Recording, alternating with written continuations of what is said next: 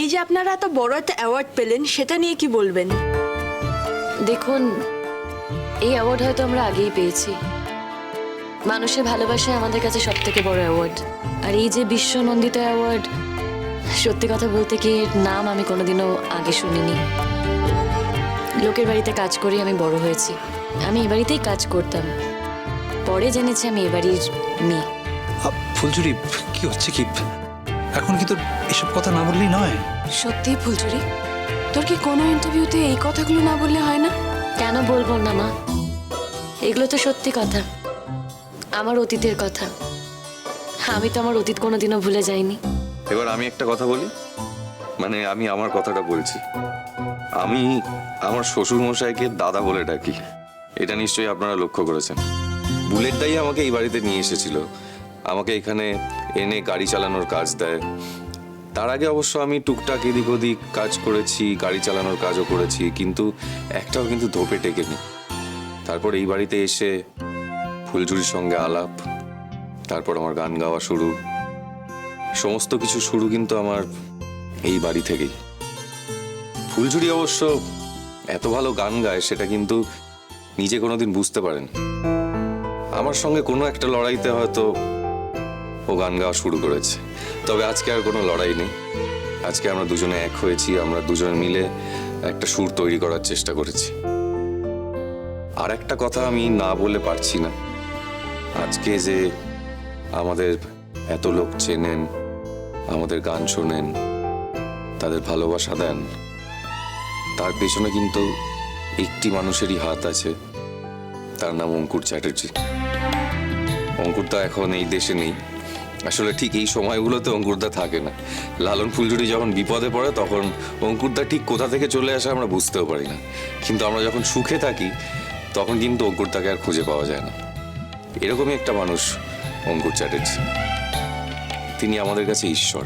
আচ্ছা ফুলঝুরি, শোনা যায় আপনার সাথে নাকি ওনার বিয়ের কথা হয়েছিল? হ্যাঁ, হয়েছিল। তারপর যখন আমি ওনাকে সব কথা বলি, লালনের কথা বলি, উনি নিজে দাঁড়িয়ে থেকে আমাদের বিয়েটা দেন। আচ্ছা, ওই মানুষটির প্রতি আপনার কি ধরনের অনুভূতি? ঈশ্বরকে তো সামনে থেকে দেখা যায় না, কিন্তু উনি আমার কাছে ঈশ্বর। আচ্ছা, আপনার কখনো মনে হয়নি না, মানে আপনার জীবনে তো এত ক্রাইসিস এসছে, ওই মানুষটার হাত ধরা যায়? না, মনে হয়নি। ঈশ্বরের সঙ্গে কোনোদিনও জীবন কাটানো যায় না। ঈশ্বরকে হৃদয়ে রাখতে হয়, ঈশ্বর থাকে মনের মধ্যে, তার সাথে দূরত্ব বজায় রাখতে হয়, ঈশ্বরকে দূর থেকে দেখতে হয়, আবার এত দূর থেকেও নয় যেখানে আমি ঈশ্বরকে হারিয়ে ফেলতে পারি। আচ্ছা, আপনাদের জীবনে তো অনেক ক্রাইসিস গেছে। হ্যাঁ, ক্রাইসিস নিশ্চয়ই তৈরি হয়েছে, সেটা প্রধানত আমার ভুলেই হয়েছে। আমার মানসিক সমস্যার জন্য একটা ক্রাইসিস তৈরি হয়েছে। পুরো ক্রেডিটটাই কিন্তু ফুলঝুরির, যে তারপরে আমরা এক হতে পেরেছি, কারণ ফুলঝুরি আমাকে ক্ষমা করে দিয়েছে। ফুলঝুরি আমাকে ভালোবেসে আবার কাছে ডেকে নিয়েছে। আর সেই ফুলঝুরি কিন্তু শুধু আমার নয়, ফুলঝুরির চারিপাশে কিন্তু আরো অনেক মানুষ আছে যাদের জীবনটা ও একা হাতে ফুলঝুরির আলোয় আলোময় করে রেখেছে। আর এটাও সত্যি কথা, এটা সবাই আজকে জানে, ফুলঝুরি যদি আমার জীবনে না থাকে তাহলে আমার জীবনটা এক মুহূর্তের জন্যও আলোময় হবে না। আচ্ছা, এবার আপনি কিছু বলুন। লালন আমার জীবনে সেই মানুষ যার মধ্যে গভীর আসক্তি আছে, আবার তার মধ্যে গভীর নির্লিপ্তও আছে। লালন এমন একজন মানুষ যার সাথে সন্ন্যাস এবং সংসার দুটোই করা যায়। আমি আমার জীবনে কখনো লালন ছাড়া অন্য কোনো পুরুষের কথা ভাবতেই পারিনি। লালন ছাড়া আমি কোনোদিন অন্য কাউকে আমার স্বামী, আমার বন্ধু কিংবা আমার পার্টনার হিসেবে ভাবতেই চাইনি। আমরা পূর্ণ, আমরা তৃপ্ত। আচ্ছা, পরের প্রজন্ম মানে নতুন কোনো খবর আছে আমাদের জন্য? আপনারা ঠিক কি বলতে চাইছেন আমি বুঝতে পেরেছি।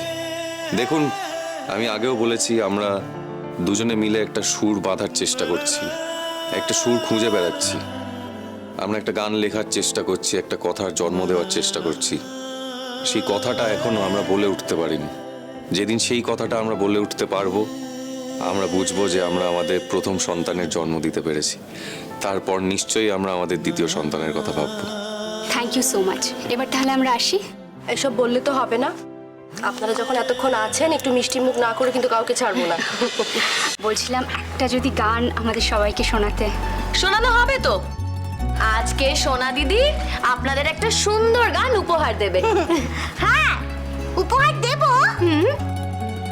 কিন্তু আমার সাথে সবাইকে গাইতে হবে, তাহলেই মিনি গাইবে।